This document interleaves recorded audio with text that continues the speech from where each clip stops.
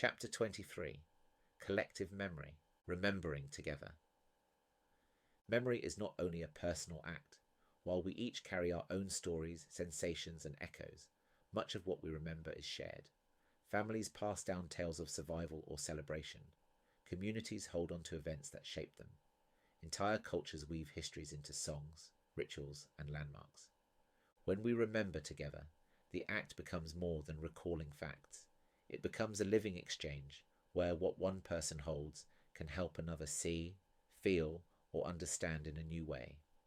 Collective memory becomes a form of belonging, not because everyone shares the exact same details, but because the process of remembering is itself shared.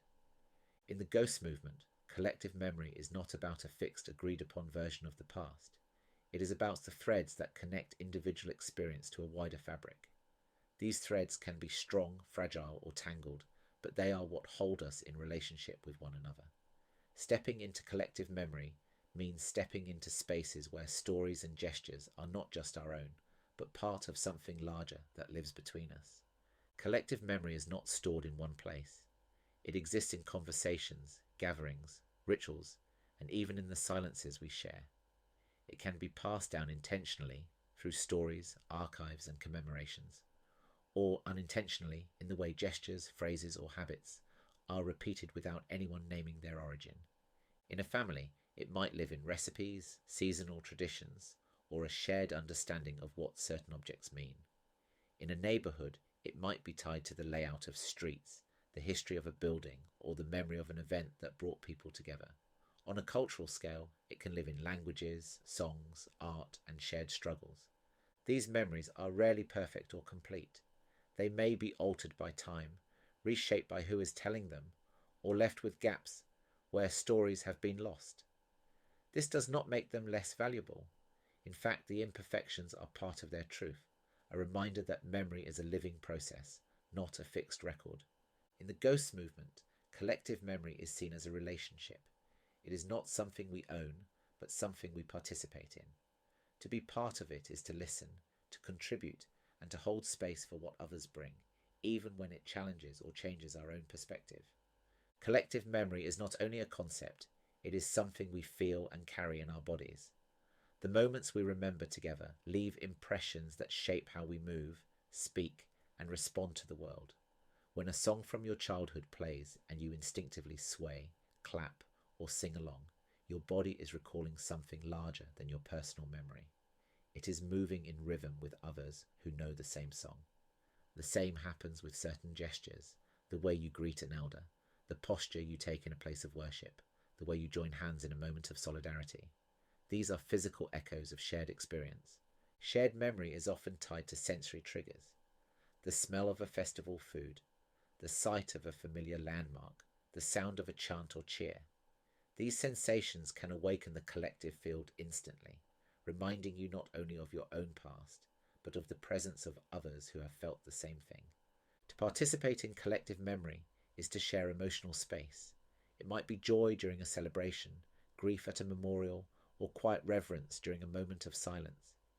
These feelings are amplified by being held together, by knowing you are not carrying them alone. Embodied collective memory strengthens bonds. When we enact rituals together, whether in formal ceremonies or casual gatherings, we affirm that the thread connecting us is still alive. It becomes a lived experience, not just a story we tell. In the Ghost movement, this embodiment is central. Collective memory is not just spoken, it is breathed, touched, and moved through the body. Living within collective memory is less about preserving an exact record and more about tending the relationships it sustains. These relationships can be with people, places, traditions, and even with those who are no longer alive. Integrating this awareness into daily life means finding ways to participate in the memory field without needing to control or perfect it. Make space for the memories others hold. This could mean asking elders about their experiences, listening to a neighbour's account of an event, or simply giving room for someone to speak without rushing to respond. Contribute your own thread. Tell the stories you know, however small. Pass on recipes, rituals, or even turns of phrase that hold meaning. In doing so, you offer future generations a piece of the fabric. Shared memories are rarely unanimous.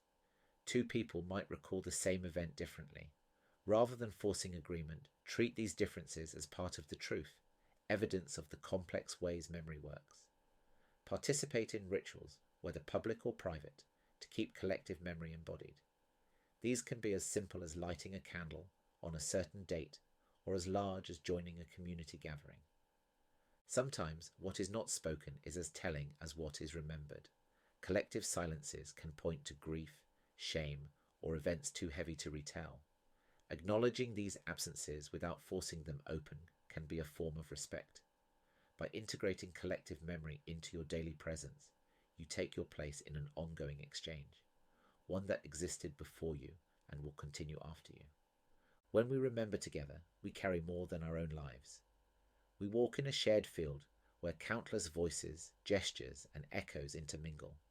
This shared space is not always harmonious, but it is alive, and it reminds us that we are part of something greater than ourselves. Collective memory gives shape to belonging.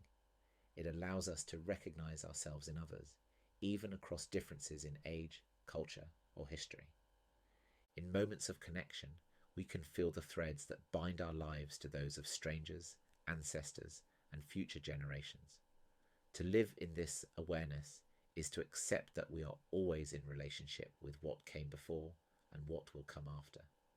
Our presence now becomes part of the memory others will carry forward. From this shared field, we move into the deeper current that sustains it, the act of honouring. The next chapter explores how to recognise and uphold the people, places and moments that matter, and how this, at its heart, is an act of love.